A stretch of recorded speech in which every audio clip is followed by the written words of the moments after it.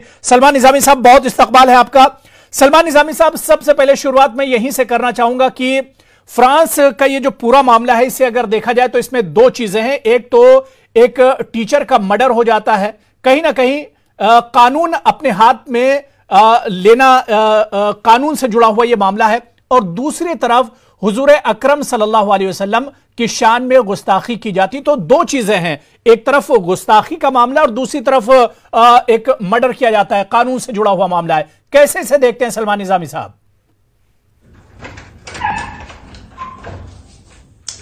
देखिए अबू हुरैरा साहब, मैं आपका शो भी देख रहा था। हम सब ने पूरी दुनिया में, चाहे हिंदुस्तान के मुसलमान हो, पूरी दुनिया में मैंने नहीं सुना कि किसी भी लीडर ने, किसी भी मुस्लिम ऑर्गेनाइजेशन के सरबराह ने इसको एंडोर्स किया हो, इस किलिंग को सपोर्ट किया हो। लेकिन लड़ाई है वो एक्सट्रीमिज्म के खिलाफ है। उसको हम भी मानते हैं कि इस्लाम के नाम पे या किसी और मजहब के नाम पे किसी बेकसूर शख्स का कत्ल होना वो इस्लाम में भी नाजायज है। इसमें इस्लाम कभी भी किसी को इख्तियार नहीं देता। ये कुरान में जिक्र है, नबी पाक सल्लल्लाहु अलैहि वसल्लम का फरमान है कि किसी भी बेकसूर इंसान का आप कत्ल नहीं कर सकते। हम भी ये मानते हैं। लेकिन आप जिस तरीके से नुमाया कर रहे हैं एक कार्टून पब्लिकली एक मैगजीन में छाप कर, और उसमें हमारे नबी पाक सल्लल्लाहु अलैहि वसल्लम की आप मजाक उड़ा रहे हैं, बेइज्जती कर रहे हैं, उसको बर्दाश्त नहीं किया जाएगा। चाहे कोई भी मजहब हो,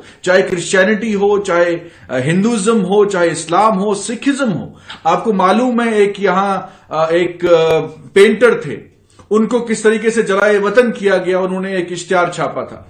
तो ऐसे ही हम चाहते हैं कि अगर हिंदू धर्म के खिलाफ भी कोई बोले हम उसकी मजम्मत करेंगे, लेकिन इस्लाम के खिलाफ भी कोई बोले हम उसको बर्दाश्त नहीं कर सकते। इसमें तकलीफ क्यों है राजीव जेटली साहब?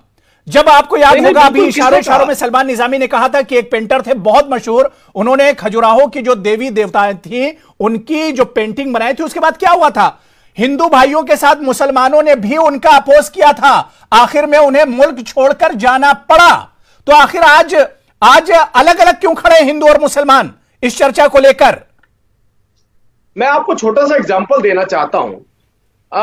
किसी ने हमारे देश के अंदर टर्की का विरोध नहीं किया। अगर आप धर्म के आधार पर बात करते हैं, टर्की जिसने सीधा सीधा हमारे देश की खिलाफत करी और हमारी नीतियों के खिलाफ चल के वो सारे कदम उठाए जो नहीं उठाने चाहिए थे।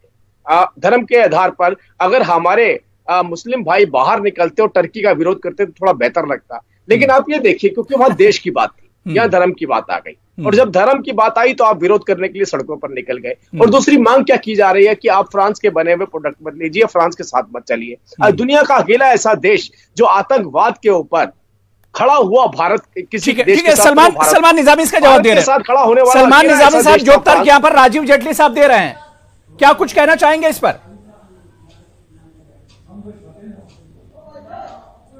देखिए राजीव जेटली जी कहां की बात कर रहे हैं। अगर हम हिंदुस्तान की बात करें, देखिए किसी भी धर्म के खिलाफ बोलना या उसका मजाक करना, उसके नाम पे कत्ल करना, हम उसकी मजम्मत करते हैं। जिस तरीके से हमने मजम्मत फ्रांस की इनको बोलिए, आपने क्यों नहीं बोला? जब अखलाक खान का लिंचिंग हुआ, आपने तो उसके जो मर्डरर हैं उनको तो मालाएं पहनाई आपने। कौन सा भाजपा का नेता गया वहां उनको कंडेम करने के लिए, उनके घर में गया? पहलू खान की लिंचिंग हुई, तबरेज अंसारी की लिंचिंग हुई, कितने लोगों ने विरोध किया, कितने आपके भाजपा के नेता वहां गए उनके घर में? मैं कह रहा हूं कि जिनके घर जो हैं वो कांच के होते हैं, उनको दूसरों के घरों में पत्थर नहीं फेंकने चाहिए। पहले आप अपनी बात करिए। और दूसरी बात आपने बहुत सही की कि एक पेंटर जो है मुसलमान था, उसने किसी हिंदू जो देवता है उनका जो पेंटिंग में ऐसे किया, हमने उसको अपोज किया और वो जलाए वतन हुआ। आप जिस तरीके से फ्रांस के सदर के साथ खड़े हैं, आपने ये नहीं कहा कि हम फ्रांस के, आप देखिए सोशल मीडिया में इस्लामोफोबिया को किस तरीके से प्रमोट किया जा रहा है।